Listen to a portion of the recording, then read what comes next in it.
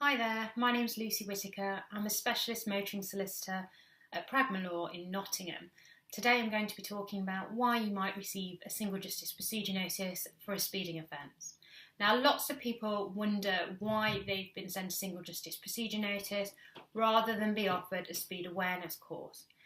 It may be that you're not eligible for a course because you've already completed one within the last 3 years, or because the level of your speeding was not within the range within which the police would normally offer that option.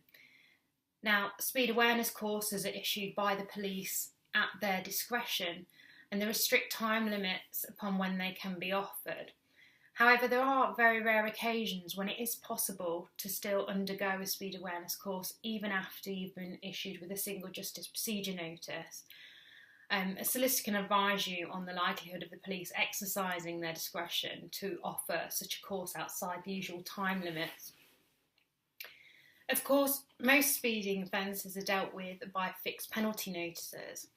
However, it's often the case that a single justice procedure notice is issued because the level of speeding is relatively high. And by this I mean the speed is not within the range that the police policy would normally allow them to offer a fixed penalty notice. Again, the police have some discretion, but they generally work to fairly standard guidelines. If your alleged speed falls outside those guidelines, then you're likely to receive a single justice procedure notice, and this means that there's a risk you could be disqualified for the offence.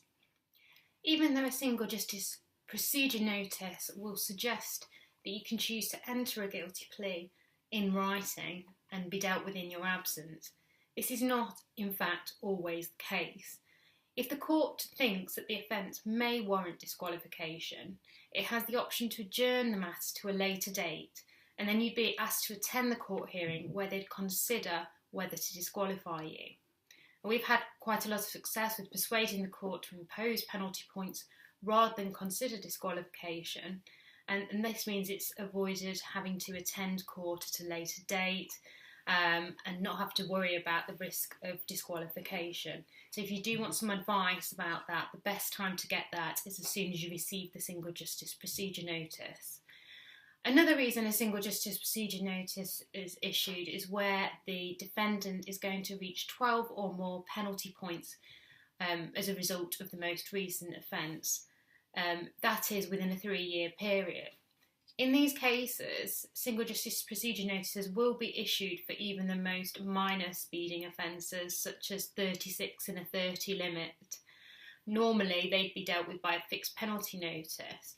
However, the law states that a person must be disqualified for a minimum of 6 months unless exceptional hardship would be caused. Therefore, the court will inevitably adjourn the hearing for the defendant to attend, where they can choose to put forward an exceptional hardship argument. Again, we're experts in advising on exceptional hardship and representing drivers at a hearing to avoid disqualification. So if you find yourself in this position, then I can only urge you to get early advice. I also have a video specifically on exceptional hardship, which, although a little old now, is still relevant. So please get in touch by calling the number on the screen.